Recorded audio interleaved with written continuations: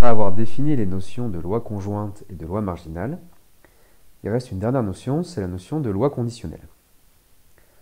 Donc on se donne encore x, y un couple de variables aléatoires, donc réels pour nous. Et donc on va définir ce qu'on appelle la loi conditionnelle de y, sachant l'événement grand X égale une valeur petit x. Donc on prend petit x dans l'univers image de grand X, c'est-à-dire une valeur prise par grand X, et telle que cette valeur est prise avec une probabilité non nulle. Alors on appelle loi conditionnelle de y sachant grand X égale petit x, l'application qui a toute valeur petit y qui est prise par l'autre variable aléatoire, c'est-à-dire grand Y,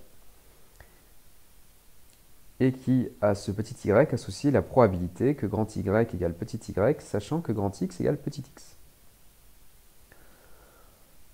Donc calculer la loi conditionnelle de y sachant que grand X égale x, c'est calculer toutes les probabilités que grand Y égale petit y, où petit y prend plusieurs valeurs, et c'est sachant que grand X égale petit x, par contre le petit x est fixé depuis le départ. Donc après ici, c'est une autre notation pour la loi conditionnelle. Ici c'est la définition, c'est P de A sachant B égale P de A inter B sur P de B. Alors cette loi conditionnelle, il n'y a aucune notation au programme en PCSI, donc des fois on utilise celle-ci, mais ce n'est pas au programme. Donc dans les exercices, en pratique, eh bien, on va écrire en français loi conditionnelle de y sachant que grand X égale x, puisqu'on n'a pas de notation au programme pour l'écrire plus rapidement. Alors bien sûr, on peut définir de même la loi conditionnelle de x, sachant que grand Y égale petit y.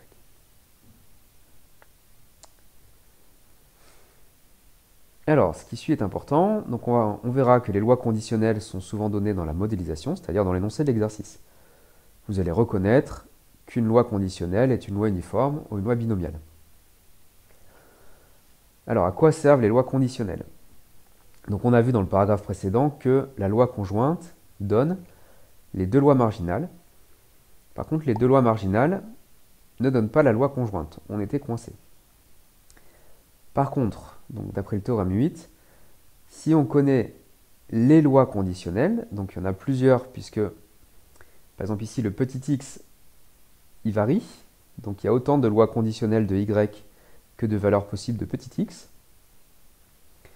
Donc si on connaît ces lois conditionnelles et les lois marginales, alors on est capable de retrouver la loi conjointe. Donc c'est souvent de cette manière qu'on va procéder. Alors comment on fait? Donc pour trouver la loi conjointe de xy. Donc si on connaît la loi de y, donc là c'est une loi marginale, et pour x, on prend les lois conditionnelles sachant grand Y égale petit y pour tout y dans l'univers image. Donc la loi marginale de y et les lois conditionnelles de x. Alors on trouve la loi conjointe avec la formule qui est ici. Alors c'est tout simplement P de A inter B égale P de B fois P de A sachant B. C'est une formule bien connue de probabilité. Donc là on a une loi marginale, une valeur de loi marginale, et là on a une valeur de loi conditionnelle. Et donc une fois qu'on a la loi conjointe, on peut trouver les lois marginales, c'est le paragraphe précédent. Alors la loi marginale de y, on la connaissait déjà.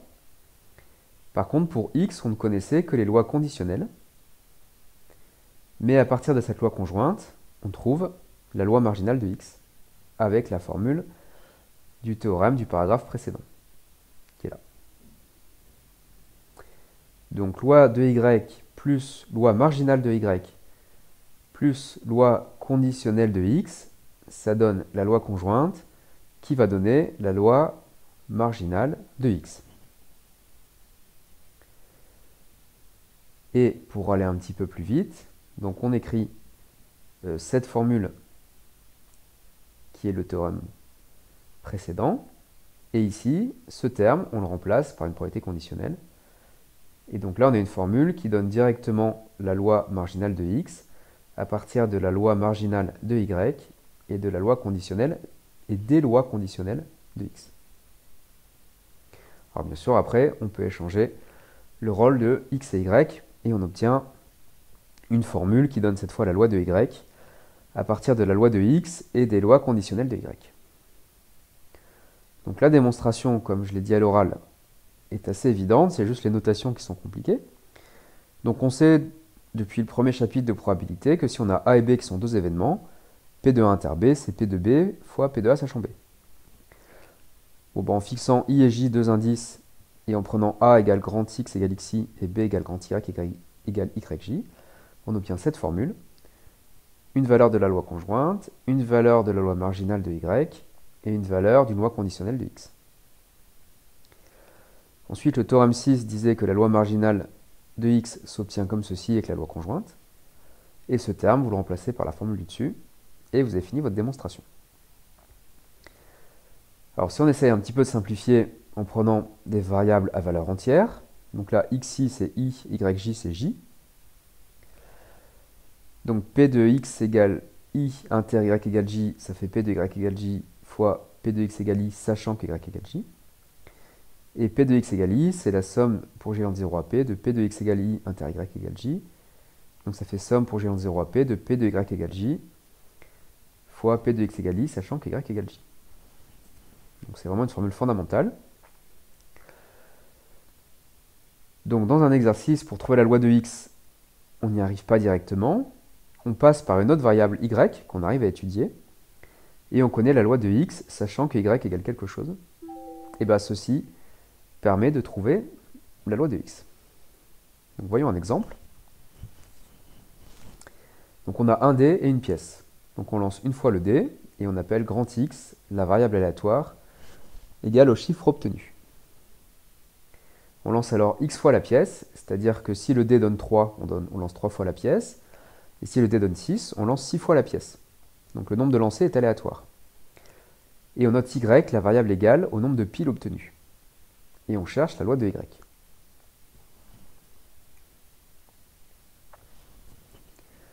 Donc on écrit ça, x c'est le chiffre obtenu avec le dé. Donc on sait que x c'est une loi uniforme sur les entiers de 1 à 6, pas de souci. Donc x d'oméga, c'est tous les entiers de 1 à 6, et pour chaque entier entre 1 et 6, la probabilité que x prenne la valeur n, c'est une sange sur 6. Alors y, après, c'est le nombre de piles obtenues en lançant x fois le dé. Donc pour toute réalisation dans l'univers, y d'oméga, c'est plus petit que x d'oméga, puisque c'est le nombre de piles obtenues en lançant x fois le dé, donc le nombre de piles qu'on obtient est plus petit que le nombre de fois on lance le dé.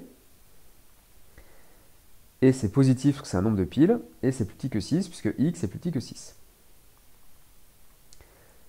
Donc attention, vous avez tendance à dire que y d'oméga, ce serait 0 grand X, mais ça n'a pas de sens parce que grand X n'est pas une constante. Donc y d'oméga, c'est-à-dire vraiment toutes les valeurs que peut prendre y, c'est 0,6. Donc ici, il y a une petite erreur, ça commence pas à 1, ça commence à 0. Donc c'est de 0 à 6.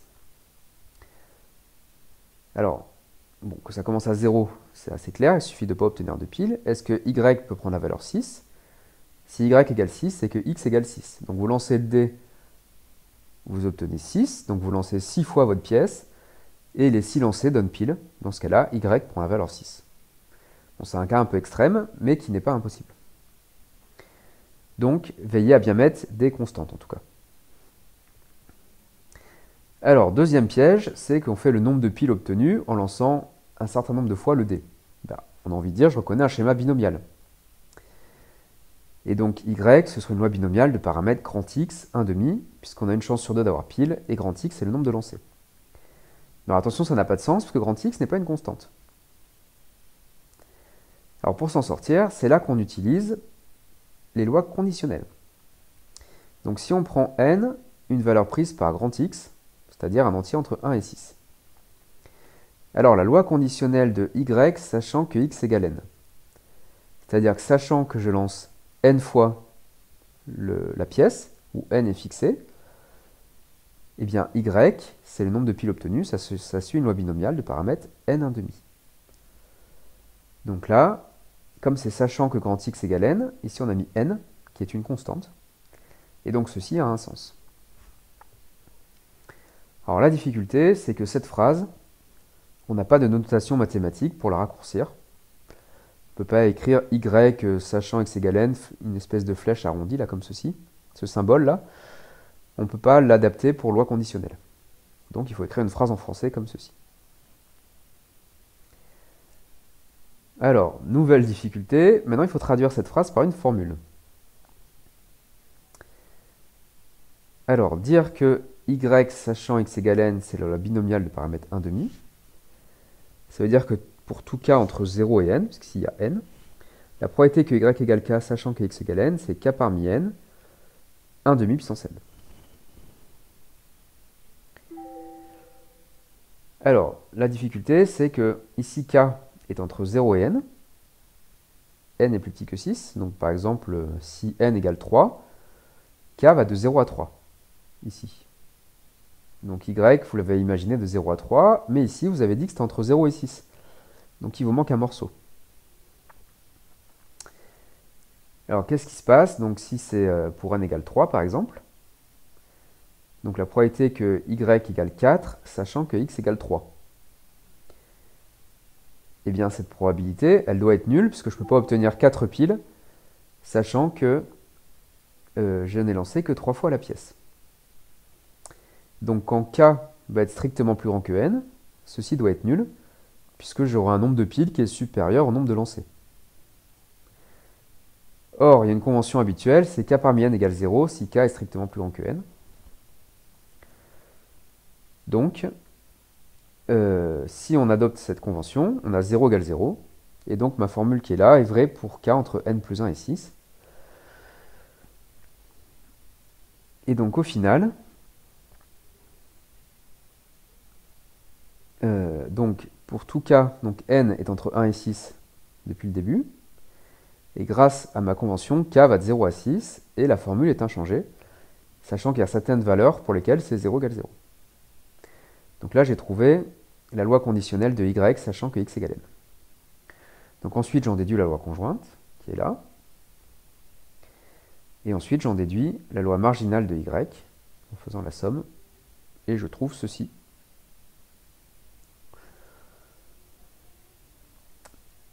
Alors là, il n'y a pas trop de simplification. Par contre, k ne peut prendre que cette valeur que j'ai calculée à la calculatrice. Voilà, pour que ce soit un peu plus concret, on trouve ces 7 valeurs. Donc y égale 6, c'est très peu probable, puisqu'on a vu qu'il fallait déjà que le dé donne 6, et qu'ensuite on obtienne 6 fois pile.